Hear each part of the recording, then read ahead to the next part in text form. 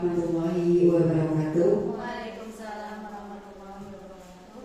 Selamat siang, salam sejahtera untuk kita semua. Yang terhormat Ibu Kepala Sekolah TK Aisyah 15 Teluk, Ibu Nurjana SPDGR. Yang kami hormati teman-teman guru TK Aisyah 15 Teluk. Alhamdulillah, puji syukur kita panjatkan kehadirat Allah Subhanahu wa Ta'ala sehingga pada siang hari ini kita bisa berkumpul bersama dalam acara rekan kita presentasi RTL, rancangan tidak lanjut program PKG PJOK, rekan kita Aryani Rahmawati. Selawat serta salam tak lupa kita haturkan kepada junjungan Nabi kita Nabi Muhammad SAW. Semoga kita semua akan mendapatkan syafaat beliau di yaumul akhir. Amin, amin ya rabbal alamin. Untuk menyingkat waktu, saya akan membacakan susunan acara pada siang hari ini. Yang pertama pembukaan, kedua paparan RTL, tiga tanya jawab, dan yang keempat menutup. Langsung saja kepada acara yang pertama adalah pembukaan. Mari teman-teman semua kita membuka acara pada siang hari ini dengan membaca basmalah bersama-sama. Bismillahirrahmanirrahim. Yang kedua, paparan RTL. Langsung saja kepada rekan kita Saudari Rahmawati Aryani Rahmawati SPD, kami persilakan.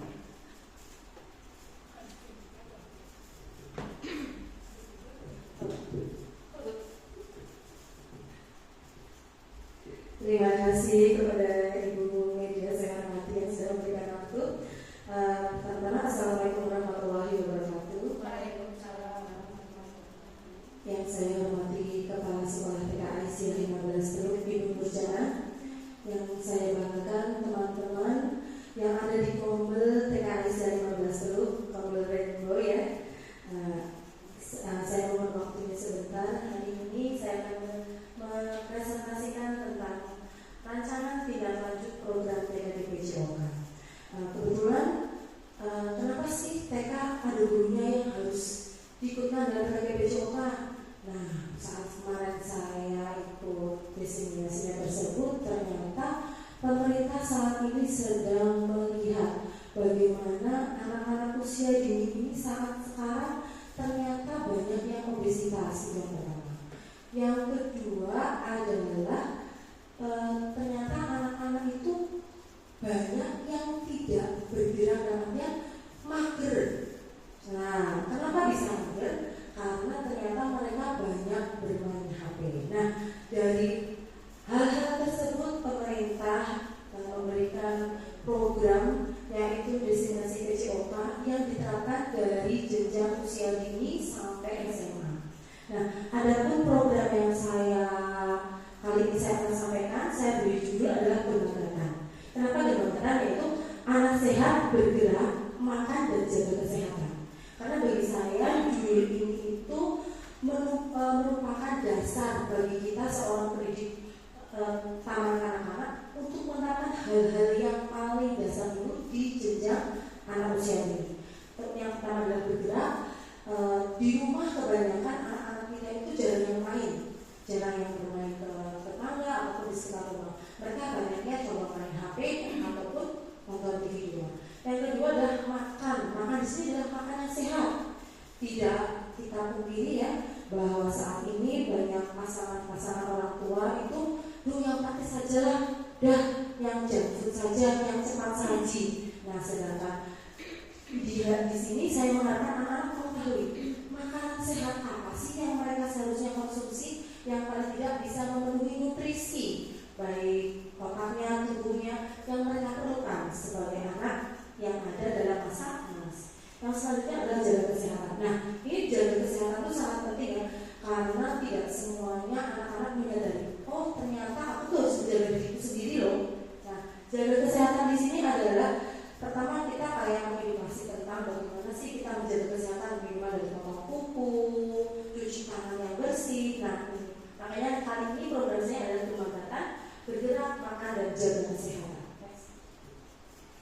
Ada penerapan gerakan program yang saya sampaikan, yang pertama adalah pendidikan jasmani, olahraga, dan kesehatan merupakan mata pelajaran yang sangat penting dalam perkembangan anak, termasuk pada tingkat pendidikan anak usia dini seperti anak-anak. Pada usia dini ini, anak-anak mengalami masa emas perkembangan fisik, mental, dan sosial mereka yang memberikan kesempatan bagi mereka untuk tumbuh secara optimal. Oleh karena itu, program PJOK di TK memiliki peran yang sangat strategis dalam pengembangan berbagai aspek penting pada anak, seperti kemampuan motorik, kebugaran fisik, kesehatan, serta keterampilan sosial. Secara keseluruhan, program PJOK yang diterapkan di TK tidak hanya berfokus pada aspek fisik, tetapi juga pada aspek perkembangan sosialnya, emosionalnya, kognitif anak. Hal ini sangat penting untuk menciptakan fondasi yang kuat bagi anak-anak dalam menghadapi berbagai tantangan dalam kehidupan mereka di masa depan. Melalui program ini diharapkan anak-anak dapat tumbuh menjadi individu yang sehat, aktif, dan memiliki karakter yang baik. Nah, ada dua tujuannya. Saya memastikan ada 6. Yang pertama adalah peningkatan kemampuan motorik. Di kurikulum kita, kurikulum Merdeka, itu ada ya bagian tentang motorik, yaitu ada motorik kasar dan motorik halus. Nah, di sini terlihat bahwa pada anak usia dini ini sedang mengembangkan motorik kasar dan halus mereka melalui kegiatan olahraga dan permainan fisik yang terstruktur dalam program PJOK. Anak-anak dapat belajar untuk berlari, melompat, menendang, dan melakukan berbagai gerakan yang mendukung perkembangan fisik mereka. Yang kedua adalah pengenalan gaya hidup sehat. Nah, gaya hidup sehat ini penting ya kita terapkan pada anak usia dini karena sebagai fondasi saat mereka sudah tumbuh kembang pada jenjang selanjutnya. Nah, karena biasanya itu olahraga tidak dimasukkan dalam gaya hidup sehat. Kebanyakan tuh gaya hidup sehat hanya makan. Padahal nggak hanya makan, tapi aktivitas fisik dan kebiasaan-kebiasaan baik tentang kesehatan itu termasuk pola gaya hidup sehat. Yang ketiga adalah pengembangan keterampilan sosial. Tanpa kita sadari, saat kita olahraga dan bermain dan kelompok, ternyata membantu anak-anak mengembangkan keterampilan sosialnya, seperti bekerja sama dalam tim, berbagi, bergiliran, dan belajar menghargai perasaan orang lain. Nah, hal ini tuh sangat penting dalam perkembangan aspek sosial. Yang keempat, meningkatkan disiplin dan percaya diri. Nah, dalam program PJOK ini, anak-anak mau tidak mau mengikuti peraturan. Nah, dalam aturan lain, menghormati orang lain, dan bertanya jawab atas tindakan mereka, melakukan pelatihan fisik, anak juga dapat merasakan keberhasilan dalam mencapai tujuan yang meningkatkan rasa percaya diri. Nah, biasanya ini kalau kita di TK itu masuknya adalah seperti permainan. Nah, di permainan itu saat mereka ternyata jadi juara, yang mau tidak mau rasa percaya diri itu naik ya, dan merasa wah aku tuh bangga loh karena aku dapat melakukan hal yang luar biasa. Selanjutnya yang kelima adalah meningkatkan keterampilan kognitif. Nah, di dalam keterampilan kognitif ini dalam studi ternyata merangsang perkembangan otak anak. Nah, ini terintegrasi dengan gerakan fisik, aspek kognitif. Anak-anak belajar berpikir cepat, belajar membuat keputusan, dan memecahkan masalah dalam konteks permainan dan olahraga. Tanpa kita sadari saat kita bermain, misalnya memindahkan bola. Nah, itu mau nggak mau anak berpikir, oh iya, aku berarti bola merah itu aku masuk ke keranjang mana sih? Nah, mau tidak mau ternyata ini terintegrasi dengan kognitif. Yang selanjutnya adalah mengurangi resiko berhubungan. Nah, ini kenapa PJOK ini kita diharapkan dikembangkan jenjang anak usia ini, karena mau tidak mau mereka bergerak, tidak mager ya. Jadi saat mereka bergerak mau tidak mau ada kalori juga yang terbakar dan mereka akan menyehatkan jantung maupun organ tubuh lainnya. Yang terakhir adalah pengembangan emosional. Nah, pada program PJOK ini memberikan kesempatan bagi anak untuk mengelola perasaannya seperti gembira, frustasi, ada sedih saat mereka bermain atau berolahraga. Dan ini membantu regulasi emosi anak dengan baik secara dalam sejak usia ini. Paling tidak kalau bahasanya kita mengajarkan rasa sportif. Nah, kalau misalnya kalah, ya nggak apa-apa. Nah, ini nih di sini emosionalnya itu terintegrasi juga. Adapun capaian langkah dan hasil yang diharapkan setiap tujuannya, yang pertama adalah menyusun rencana kegiatan terstruktur. Capaiannya adalah rencana kegiatan yang jelas dan terstruktur untuk meningkatkan aktivitas fisik peserta didik dengan permainan yang menyenangkan serta menanamkan pemahaman pentingnya makan dan menjaga kesehatan diri sendiri. Hasil yang saya harapkan adalah tersusunnya rencana kegiatan yang komprehensif dan sesuai dengan kebutuhan siswa. Yang kedua adalah rencana kegiatan siap digunakan dan disetujui oleh tim dan kelompok belajar di sekolah. Yang selanjutnya adalah melaksanakan kegiatan secara efektif. Capaiannya adalah melaksanakan kegiatan yang teratur, terstruktur, dan efektif dengan dukungan aktif dari anggota kelompok belajar di sekolah. Hasil yang diharapkan kegiatan dapat berjalan sesuai dengan jadwal dengan partisipasi aktif dari rekan kelompok belajar dan peserta didik. Yang selanjutnya adalah terjadinya peningkatan aktivitas fisik peserta didik dan umpan balik positif dari anggota kelompok belajar sekolah. Nah, kedua adalah evaluasi kemajuan peserta didik. Capaiannya evaluasi yang efektif untuk mengukur kemajuan peserta didik dalam aktivitas fisik dengan data yang didapat dan digunakan untuk menjadi umpan balik. Hasil yang diharapkan tersedia data dan evaluasi yang menunjukkan peningkatan dalam keterampilan dan kelincahan siswa. Yang selanjutnya umpan balik yang konstruktif diberikan kepada peserta didik dan rencana tindak lanjut yang disiapkan. Selanjutnya, nah, struktur program dan mitra dalam komunitas belajar. Struktur programnya itu satu adalah perencanaan. Yang di perencanaan itu ada identifikasi, kebutuhan, pengembangan rencana latihan, rencana kegiatan, penyusunan kriteria evaluasi. Yang kedua adalah implementasi akan kita terapkan itu. Maaf ya, ini seharusnya adalah kegiatan, program kegiatan. Yang ketiga adalah pemantauan. Yang ketiga adalah evaluasi, ada evaluasi berkala, review dan penyesuaian. Yang keempat adalah laporan, itu laporan akhir. Ada pun mitra belajarnya di sini saya sama adalah pertama adalah kepala sekolah, karena beliau yang saya harapkan ada dukungan baik administrasi maupun fasilitas ya tentunya. Yang tugasnya adalah menyediakan sumber daya, memfasilitasi pelaksanaan program dan memberikan dukungan moral. Yang kedua adalah peserta didik atau orang tua. Nah, di sini di program ini saya memang melibatkan orang tua karena di sini ada kegiatan tentang gaya hidup sehat tadi ya. Jadi orang tua dapat orang tua dapat berpartisipasi memantau tugas yang diberikan dari sekolah pada anak didiknya. Yang selanjutnya adalah peserta didik, yaitu anak-anak yang aktif berpartisipasi dalam kegiatan dan evaluasi. Tugasnya adalah mengikuti program dengan semangat melaporkan kemajuan. Guru kelas, di sini berperannya adalah membimbing peserta didik dalam penyusunan laporan. Tugasnya adalah mengajarkan siswa bagaimana menyusun laporan. Maaf ini di sini saya membuatnya adalah buku.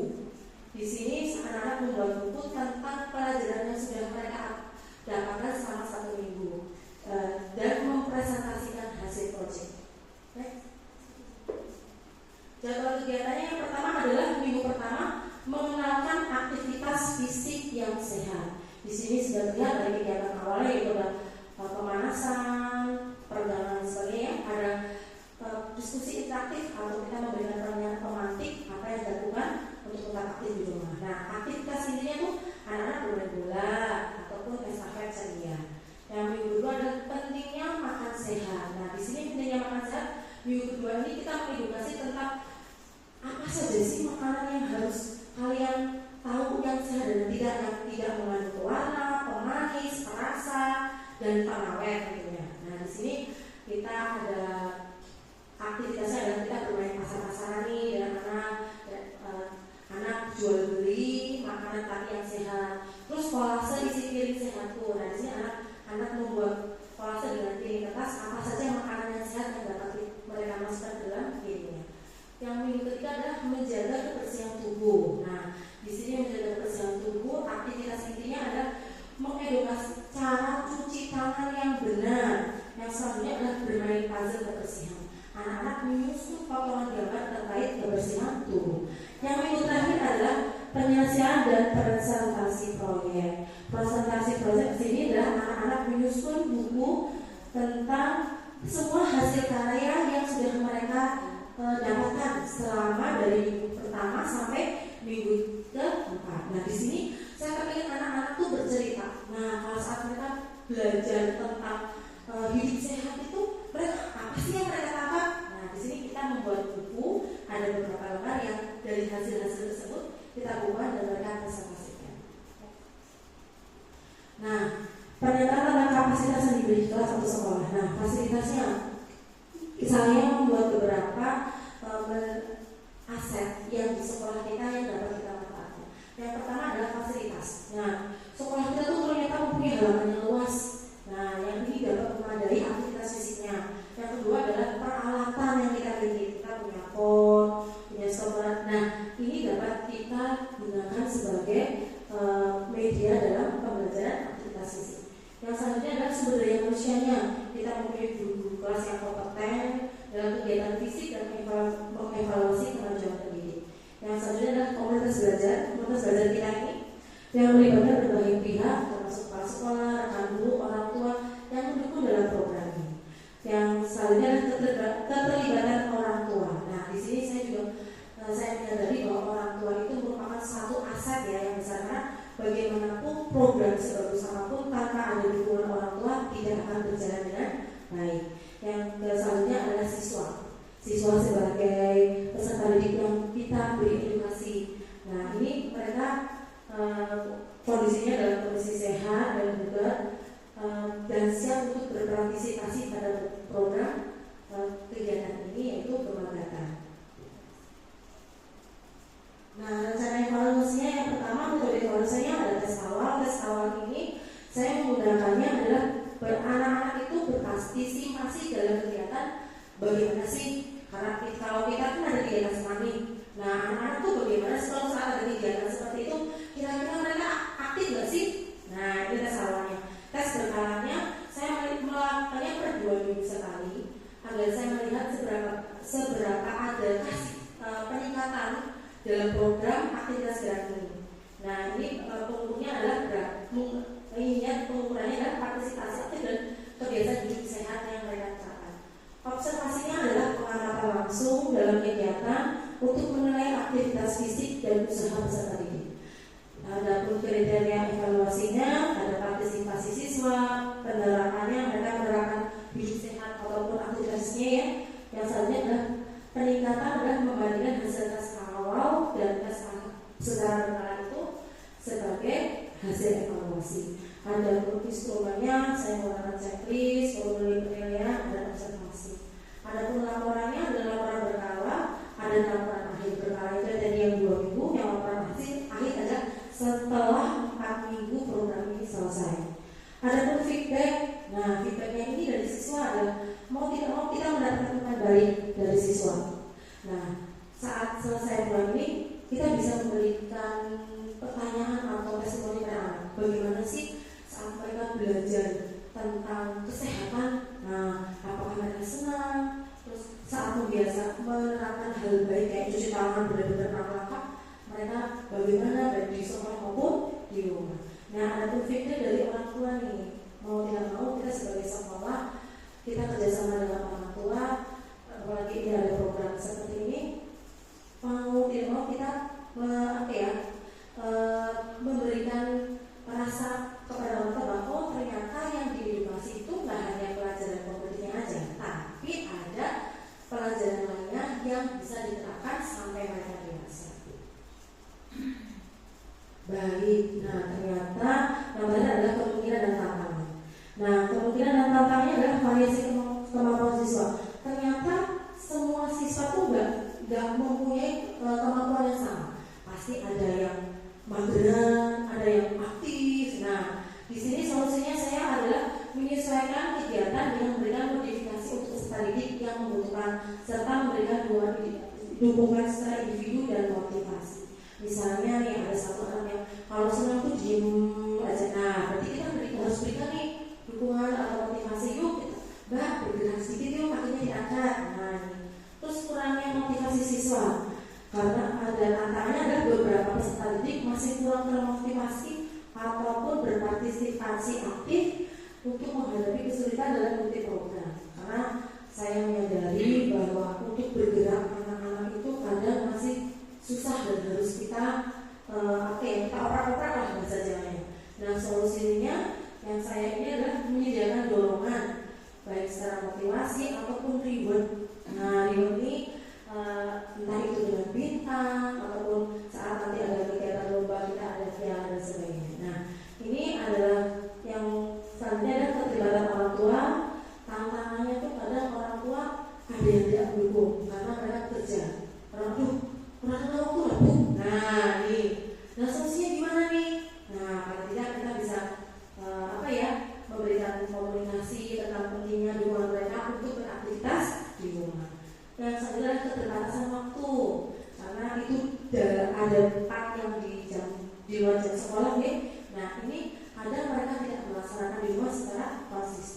Nah, solusi yang saya harapkan adalah mengintegrasikan kegiatan dalam jam pelajaran PJOK dan mengoptimalkan waktu kegiatan yang ada. Jadi diharapkan kegiatan ini bisa dilakukan di sekolah benar-benar mempunyai diberikan waktu yang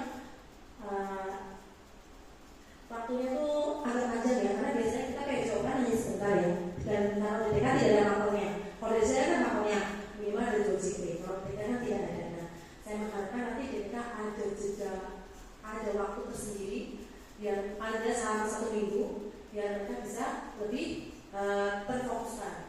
Selanjutnya adalah penilaian dan umpan balik. Tantangannya kesulitan dalam memberikan penilaian yang objektif dan umpan balik yang konstruktif. Solusinya saya menggunakan rubrik penilaian yang jelas dan melibatkan beberapa penilai untuk mendapatkan perspektif yang lebih objektif. Nah, demikian presentasi dari saya. Terima kasih. Apabila ada nanti sesi pertanyaan, saya akan masukkan dalam program saya. Mungkin demikian, monggo Bu Mei.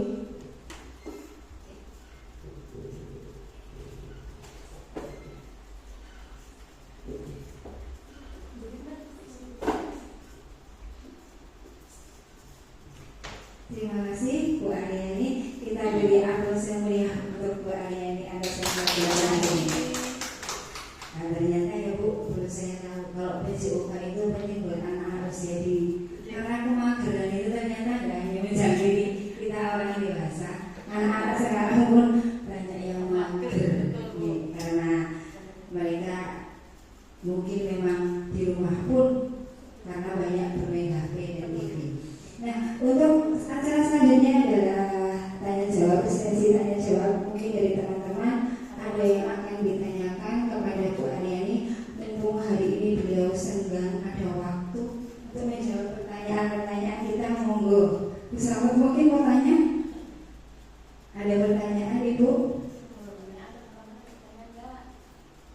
Nih, coba saya mau tanya Ibu. Tadi mungkin segera sudah. Apakah nantinya mapel PJOK itu akan diadakan di taman kanak-kanak seperti di SD, atau hanya menjadi sisipan-sisipan seperti tadi yang boleh disampaikan? Terima kasih. Terima kasih Bu Mei atas pertanyaannya. Sebenarnya begini Bu, kalau di SD, SMP, SMA memang sudah ada jam khusus. Nah, di PJOK ini diharapkan di TK diberikan ruang selang seminggu mau satu JP atau 2 JP itu khusus untuk berenang. Karena biasanya kan kita sama ini kan paling olahraga depan aja paling 5-10 menit. Nah, ternyata dalam program kegiatan PJOK itu kegiatannya itu nggak hanya cuma gerak-gerak kayak doang. Ternyata misalnya kita permainan. Nah, di sini saya di kegiatan yang pertama ini ada aktivitas bermainnya nih, bermain bola, ada sampai-sampai. Nah, kita berhubung anak usia ini kan nggak mungkin gerakannya itu yang susah. Minimal kita belajar tentang gerak lokomotor dan non lokomotor. Nah, ini di dasarnya dulu. Nah, ya itulah saya kembali lagi dari kebijakan sekolah. Apakah nanti ke depannya ada jampel tersendiri berapa JP dalam 1 minggu untuk kita benar-benar berkegiatan PJOK. Karena pemerintah menginginkan bahwa anak-anak usia dini sudah harus banyak bergerak, karena sekarang kita sudah mendengar ya yang cuci darah anak-anak itu sudah banyak, karena makanan yang mereka masuk ke tubuh itu sudah banyak hasilnya dan mereka tidak mau bergerak kebanyakan. Mungkin begitu. Terima kasih untuk penjelasannya. Ayo Bu, kita bergerak. Biar residunya pada hilang. Biar residu toksik racun-racunnya pada hilang. Saya setiap hari sudah bergerak loh. Monggo Bu Kunci, ada yang pertanyaan? Terima kasih atas waktunya. Mungkin ini bukan pertanyaan yang mendasar yang harus dijawab. Mungkin kalau misalnya istilah PJOK sudah diterapkan di SD dan untuk jenjang berpendidikan. Untuk TK kalau menurut saya sih sebenarnya sudah dilaksanakan dengan adanya fisik motorik kan ada 2 ya, fisik motorik dan fisik motorik kasar. Mungkin di TK dari dulu kita juga sudah menerapkan mungkin istilahnya saja yang PJOK. Kalau ini kan PJOK, kalau kita kan mungkin ke fisik motorik kasar. Jadi dengan misalnya kalau sebelum belajar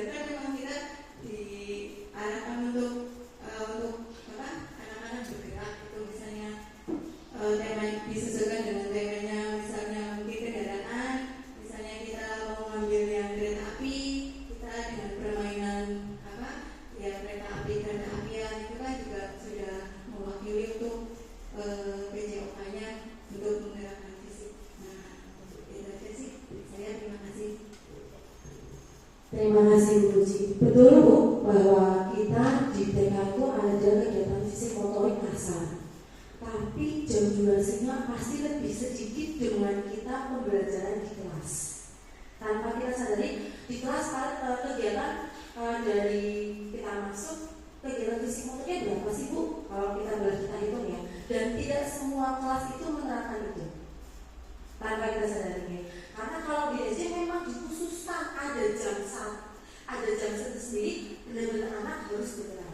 Nah kalau di TK kan tidak, itu tergantung kebijakan sekolah dan kebijakan guru kelas masing-masing. Apakah awalnya mau titian, karena di TK itu kebanyakan kegiatan meniti, terus memanjat, dan seperti itu kan.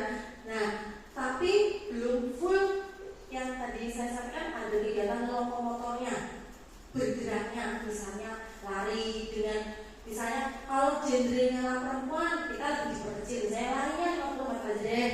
Kalau yang laki-laki 100 meter. Nah, karena mau tidak mau dengan genre yang berbeda ini kemampuannya pasti kan berbeda.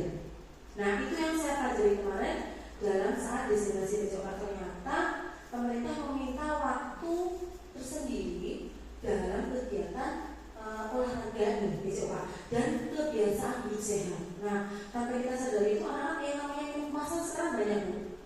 Nah, edukasinya dari pihak sekolah itu bagaimana sih? Minuman kemasan ini banyak loh. Nah, apakah ini sehat atau tidak? Nah, hal seperti itu yang harusnya kita terapkan pada anak dari dasar usia dini. Mungkin itu Bu. Terima kasih atas masukannya. Paling tidak itu bisa mereview dan dapat kita jadikan Bu, muhasabah dari kita sendiri sebagai sekolah, apa akan kita lakukan ke depannya. Karena mau tidak mau program yang ada di sekolah itu jadi brand di luar. Misalnya testimoni orang tua itu adalah publikasi tercepat dari sekolah untuk keluarga. Mungkin begitu Bu. Bagaimana Bu sih? Ada yang bertanya lagi?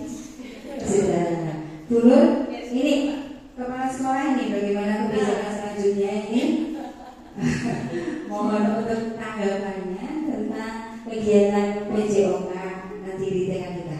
Monggo. Terima kasih atas kesempatannya. Alhamdulillah ya, tadi sebenarnya yang dipaparkan tadi memang sangat bagus nih. Memang juga saya kembali lagi kalau di TK untuk kegiatan motorik sudah dilaksanakan tentunya dalam bahasa yang lain ya, dalam bahasa yang lainnya mungkin kedepannya kita bisa melaksanakan untuk kegiatan tersebut supaya anak-anak memang dalam kegiatan usia ini kan otomatis harus lebih diperbanyak karena memang anak-anak usia ini harus banyak geraknya seperti itu.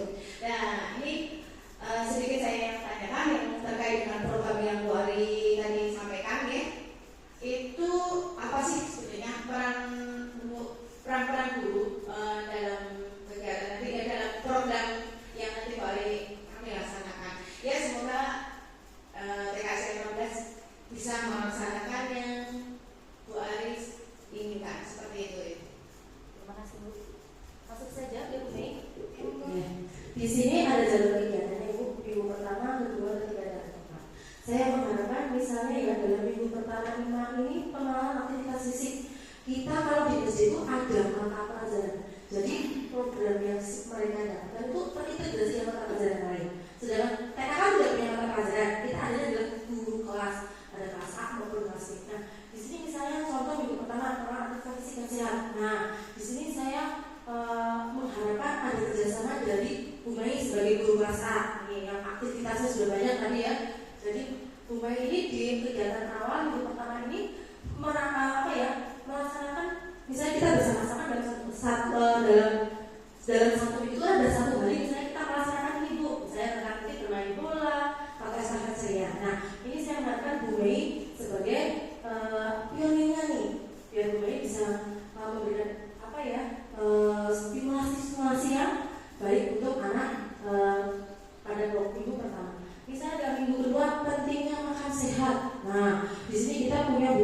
ibu yang pola hidupnya itu udah sehat banget bagi saya. Jadi saya mengharapkan minggu kedua itu ada buku Ji yang dapat menghandle pentingnya makanan sehat. Nah, saya harapkan dalam mobil ini tuh dapat bekerja aktif ya dalam bekerja sama. Yang minggu 4 menjaga kebersihan tubuh. Nah, ini kita punya Bu Vio ini menjaga kebersihan tubuh. Nah, di sini ini Bu Vio bisa memberikan edukasi kepada teman anak-anak didik. Gimana sih cuci tangan yang benar? Nah, ada satu hal dalam satu minggu ini kita benar-benar mengedukasi anak cuci tangan yang bersih dengan langkah-langkah. Misalnya kita bikin presentasi yang besar, terus kita brosurnya kita tempel-tempel atau kita bikin banner. Ini loh cuci tangan yang bersih, jangan lupa. Nah, terus potong bukunya. Yang satunya adalah bermain puzzle kebersihan. Nah, di sini saya mengharapkan nanti Bu Vio dapat menghandle tentang menjaga kebersihan tubuh. Yang selanjutnya di sini minggu keempat adalah yang terakhir ya. Nanti ini saya, yaitu di sini anak-anak bisa menyusun kegiatan dari minggu pertama sampai minggu terakhir dalam menjadikan sebuah buku. Nah, bagi saya buku yang mereka dapatkan ini jadi salah satu kenangan ya, mau tidak mau baik dalam buku untuk anak maupun orang tua. Dan mereka bisa mempresentasikan saat kita punya kegiatan nih. Saat ada kegiatan P5, anak-anak bisa tuh mempresentasikan. Nah, saya yakin orang tua maupun anak pasti senang ya dan bangga. Ini loh aku punya begini, aku belajar ini, aku sekarang harus begini hidupnya. Nah, itu yang saya harapkan. Mungkin begitu Bu Nurjana, terima kasih. Sudah cukup untuk sesi tanya jawabnya Ibu. Bu Vio ada pertanyaan? Ada. Satu lagi ya Bu Ari. Mungkin tadi ya Bu Ari dalam presentasinya kan banyak banyak aktivitas atau kegiatan yang dijelaskan atau dipresentasikan. Saya mau bertanya dalam program pelaksanaan PJOK apa saja sih fasilitas yang mendukung bahan untuk diperlukan? Terima kasih Bu Vio. Nah, di sini mau tidak mau dari hari pertama dulu Bu Vio langsung saya jawab. Dari hari pertama kita ada bermain bola dan estafet. Kira-kira kalau kita sediakan bola yang buat besar itu, anak-anak bermain bola kayaknya senang nggak dalam beberapa kelompok? Saya yakin mereka senang untuk bermain bola. Itu yang pertama ya. Yang kedua ada estafet ceria. Kita estafetnya bisa menggunakan gelas kopi itu yang kertas, bisa menggunakan diestafetkan ataupun menggunakan bola kecil warna-warni kita estafetkan, tapi dengan tidak duduk ya, sambil berdiri atau bergerak.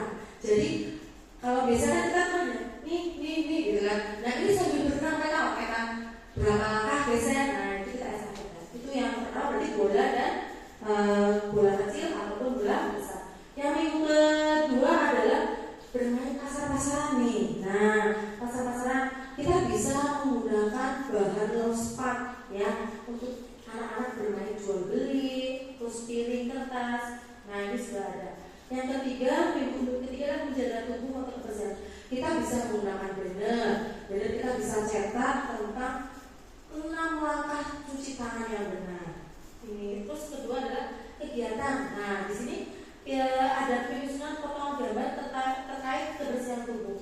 Kita bisa menggandakan ada gambar yang mana bisa gunting dan kita bisa susun tentang menjaga kebersihan tubuh. Yang selanjutnya minggu ke-6 adalah ini adalah kalau bahasanya adalah puncaknya, di mana anak-anak mempresentasikan buku yang mereka dapatkan hasil-hasil karya dari minggu pertama sampai minggu keempat, dan dengan rasa percaya diri dan rasa bangganya bahwa mau tidak mau yang saya itu mereka ada kesadaran dari dalam dirinya, bukan dari luar, tapi dari dalam dirinya bahwa mereka yang mau berubah jadi hidup sehat. Mungkin begitu Bu Vio. Sudah cukup untuk sesi tanya jawabnya? Sudah ya.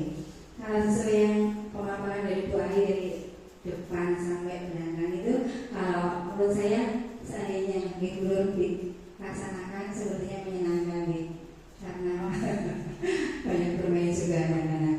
Apalagi nanti mereka akan membukukan apa yang telah mereka kerjakan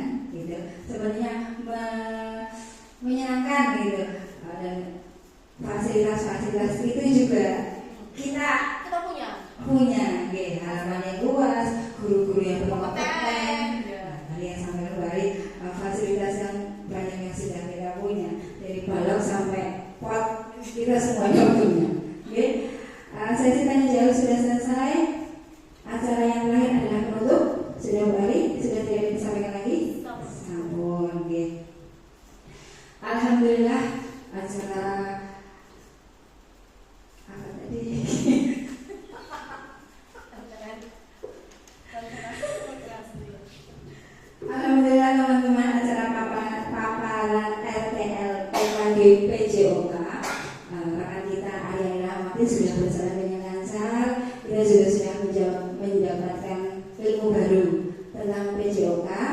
Semoga bermanfaat ya teman-teman untuk kita semuanya, dan semoga bisa terlaksana ya Bu Nur. Insya Allah, amin.